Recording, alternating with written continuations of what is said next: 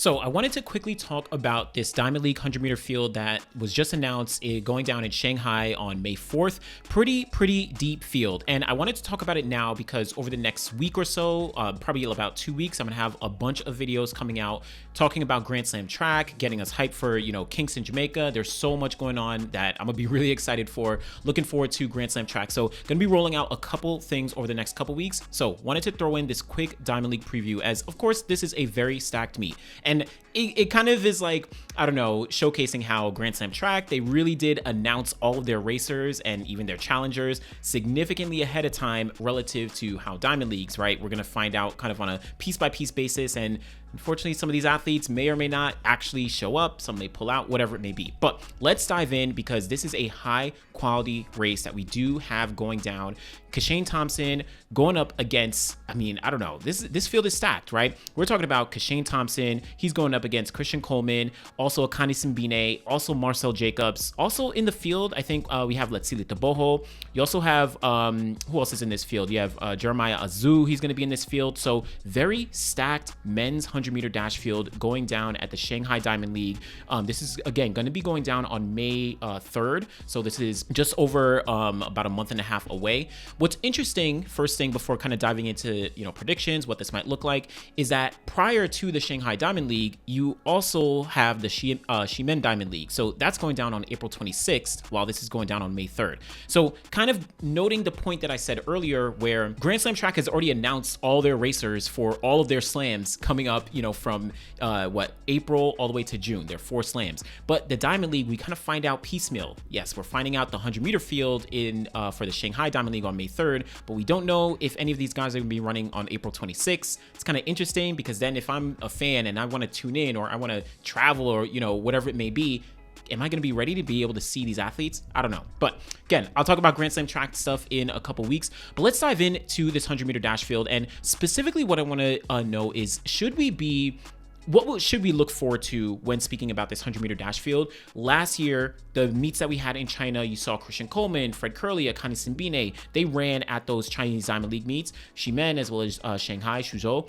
But those performances weren't necessarily indicative of their performances for the rest of the year, but their competition, the head-to-heads, those are things that we can definitely take a look at. So let's look at what some of these athletes have done in previous years, specifically last year as it relates to 2025 and what we might see of them going into this year, specifically in this 100-meter dash. So Kishane Thompson, shout out to him. He's probably my slight favorite going into the World Championships in 2025 in Tokyo later on this year. Early in the season, he actually competed at the French Foray. This was a meet that kind of went under the radar, but he was a DNF in this meet. He kind of ran, 30, 40 meters, grabbed the back of his leg and kind of pulled up, said it was a cramp, which eventually, it did turn out to be, or whatever it may be. He went to the Jamaican Championships, turned up, and then got to the Olympic Games, of course, got that silver medal. He ended the season with a season's best and personal best of 9.77 seconds. That stood, of course, as the world lead. But this year, going into the Diamond League in Shanghai here, there's going to be significantly different because he's not opened his season this early last year, or even in 2023 when, he was kind of still getting his footing. He hadn't opened up his season this early. He only really opened up, he might have run 1 or 2 races prior to this, but he opened up essentially at the Jamaican National Championships. Then he ran a couple Diamond Leagues after that, got down to the 985, 987. But now going into the Shanghai Diamond League, this is going to be a very different situation for Kishane Thompson.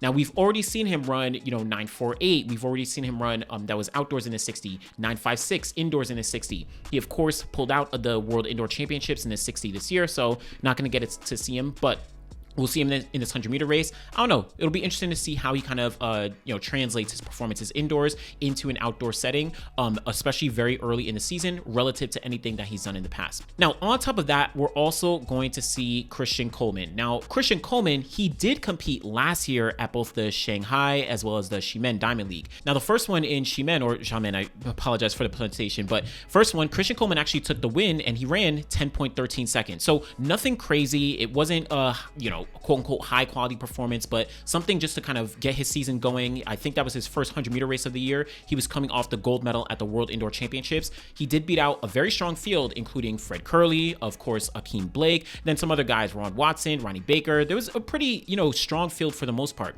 He then followed that up at the Shanghai Diamond League in Suzhou, and he finished second place to Akani Simbine. Now, they did run slightly faster. Coleman ran that 10.04. Akani, he ran 10.01. He had run a couple races in South Africa prior to this, but they finished ahead of Fred Curley, ahead of Akeem Blake, Emmanuel Esemed. So this was, again, a very strong field. Now, going into 2025, Christian Coleman, he doesn't have any indoor season to come off of, right? He's not coming off extremely fast 60-meter races. He's not coming off a world indoor title. That's not what he has going on. And he's now entering 2025, having gone through an entire fall training season with Dennis Mitchell, with a new coach, with a new training group. So this is going to be significantly different. I know that Christian Coleman has on his mind that he wants to not only make the team to the World Championships, but he also wants to get on that podium once again. The last time he was on the podium in the 100-meter dash was 2019 when he won that gold medal at Worlds in Doha. So hasn't gotten on the podium then. He really wants to get back on that podium. And this competition, going up against Kishane, against Tebogo, against Marcel Jacobs, against all these guys, this is really going to set him up for hopefully success. So we'll see. But Christian Coleman, very much looking forward to seeing what he's going to be able to do. Letsile Tebogo. Check out the video that I just did on Tebogo, talking about the 400. So by this point, he would have already run the 400 in Melbourne,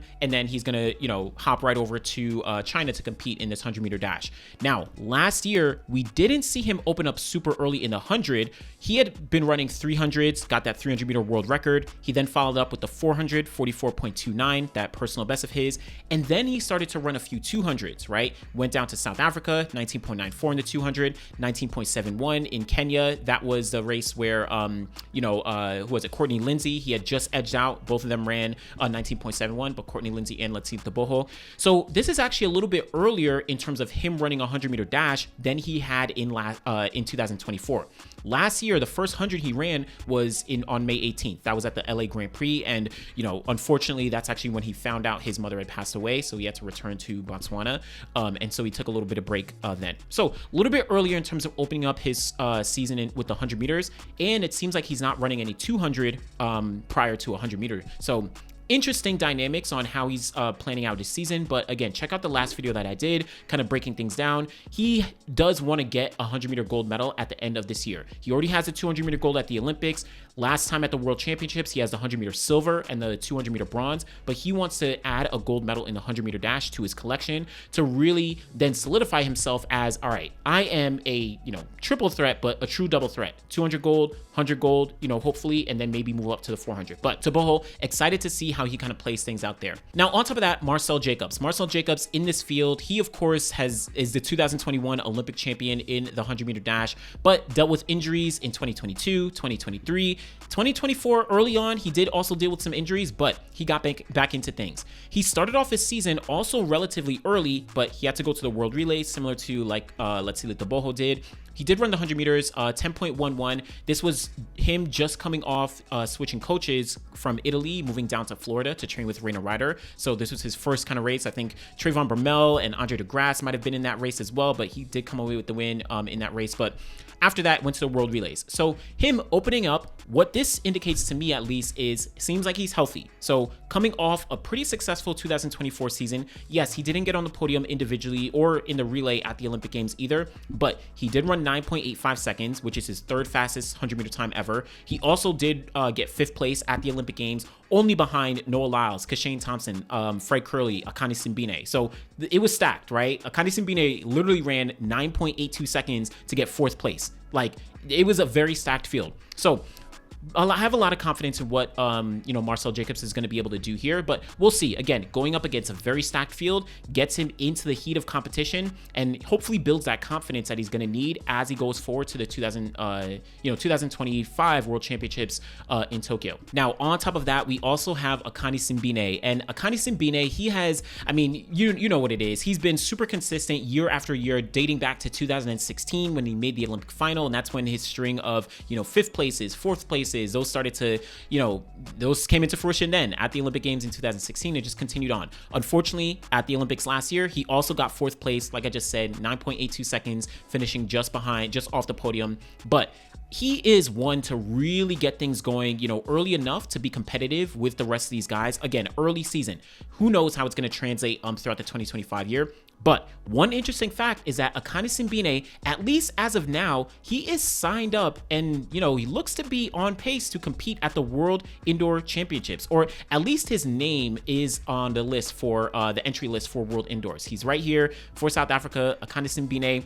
I don't know if he's going to be running World Indoors. What his plan probably is to, stay in Nanjing, China, stay there for like a month, continue to train, and then go straight to, probably Ximen, and then, of course, Shanghai here to run the 100-meter dash. So he's probably looking at things a little bit strategically in terms of his early season form and performances. So that'll be interesting to see, but I do like where Simbine is at. He's been able to run relatively consistent for the most part indoors already, but looking at what he did last year in 2024 early season, he always runs down in South Africa, so he's always getting some good races there. But like I said, he came to China, to the Suzhou Shanghai Diamond League, and he ran 10.01 to take down not only Christian Coleman, but also Fred Kerley. Now, like I said, this is early season, so things are going to translate significantly different as the season progresses, and by the time we get to the Tokyo World Championships later on in September. So we saw that Fred Kerley, he was able to get the bronze medal. Many of us, including myself, were kind of skeptical on his performances early season. He made the team. He got onto the podium at the Olympic Games.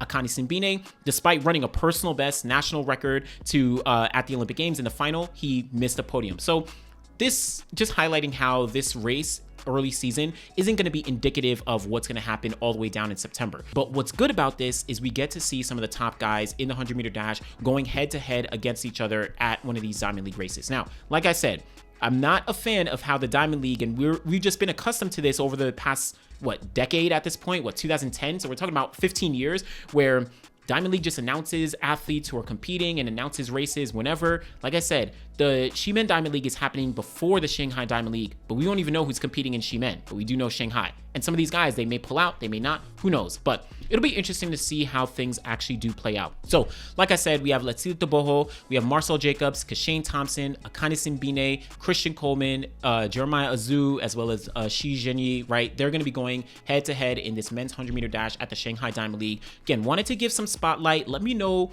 what you think about this race, who you think is going to come out on top. Not too concerned about times. It's May, it's early season, May 3rd. Like, no one's looking at times at this point, but what do you think about just what I said in terms of them announcing this field relative to how Grand Slam Track has kind of been announcing things dating back to, summer last year when they announced, Cindy McLaughlin-Lavoni, but, they got their athletes set. But I don't know. Let me know what you think. Again, I'm going to have a lot of content coming out about Grand Slam Track leading into Kingston. Going to be super exciting. Be sure to like the video if you haven't already. Subscribe to the channel. Always appreciate y'all. Thanks for watching.